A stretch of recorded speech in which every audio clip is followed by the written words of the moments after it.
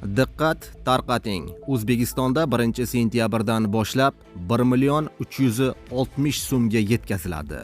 Barcha fuqarolar tezda xabardor bo'ling. Assalomu alaykum, hurmatli tomoshabinlar. So'nggi xabarlarni doimo kuzatib borish uchun like bosib, kanalimizga obuna bo'lishni unutmang.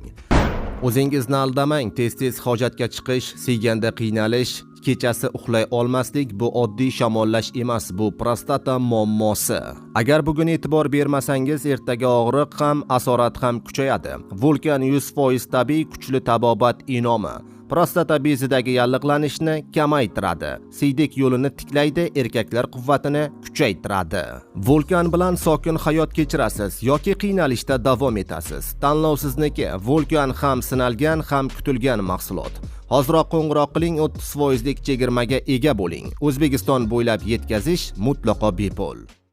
Diqqat qiling, 2026-yil 1-sentyabrdan O'zbekistonda budjet tashkilotlari xodimlarining ish haqqi hamda talabalarga to'lanadigan stipendiyalar 7% ga oshiriladi. Bu haqida Prezidentning 2026-yil 23-iyuldagi ish haqqi, pensiyalar, stipendiyalar va nafaqalar miqdorini oshirish to'g'risidagi qarorida so'z boradi. Shu sanadan boshlab mehnatga haq to'lashning eng kam miqdori amaldagi 1.271.000 so'mdan 1.360.000 so'mga, bazaviy hisoblash miqdori esa 412.000 so'mdan 440.000 so'mga ko'tariladi.